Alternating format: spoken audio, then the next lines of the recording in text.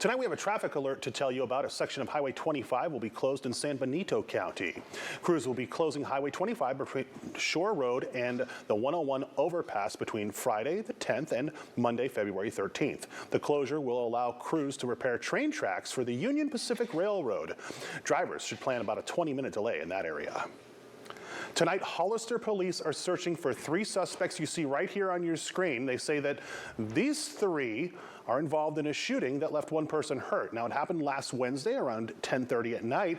Police say that the victim was just walking their dog when they were shot. Investigators say that the person walking their dog apparently ignored the shooters when they asked if they were in a gang. That's when police say the victim was shot at, a bullet grazing their shoe before hitting a police car. No one was seriously hurt. Tonight, in about an hour, President Biden is set to deliver his second State of the Union address. This in front of a divided Congress. Skylar Henry is on Capitol Hill tonight. I mean it. President Biden will deliver his second State of the Union address tonight, touting Democratic wins. We've been able to deliver more for the American people than ever before. Before a newly empowered Republican House. The state of our union is struggling under the weight of President Biden's far-left extremist agenda. The White House says the president will highlight what he considers to be his administration's economic accomplishments, including a bipartisan infrastructure law, investments in computer chips and clean energy, and a strong January jobs report that pushed the unemployment rate to a 54-year low.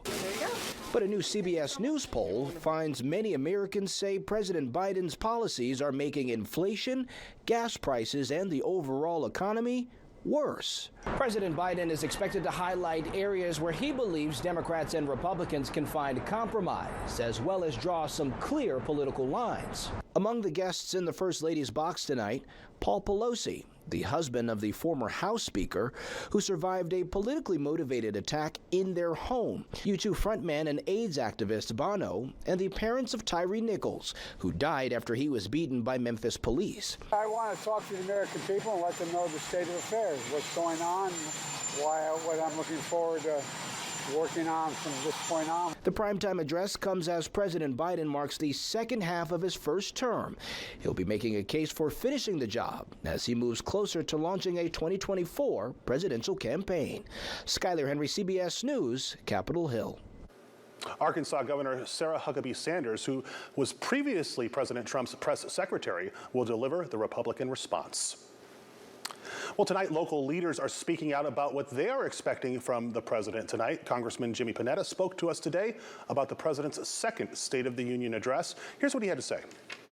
What I think people are starting to realize, and what the president is, I'm sure, going to say tonight, that there has a lot been done in a very, very limited amount of time, especially over these last 2 years.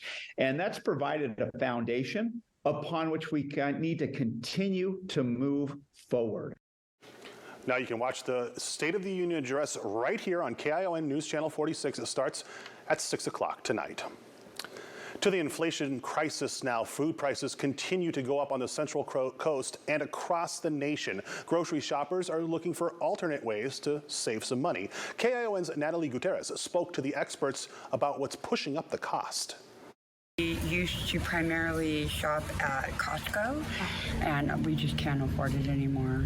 Shoppers feeling the pinch in their pockets. According to the U.S. Department of Labor, over the past year, food prices have gone up by 10%. Foods like butter, lettuce, and eggs have gone up. Economist expert Dairo Romero says that egg prices have gone up due to bird flu.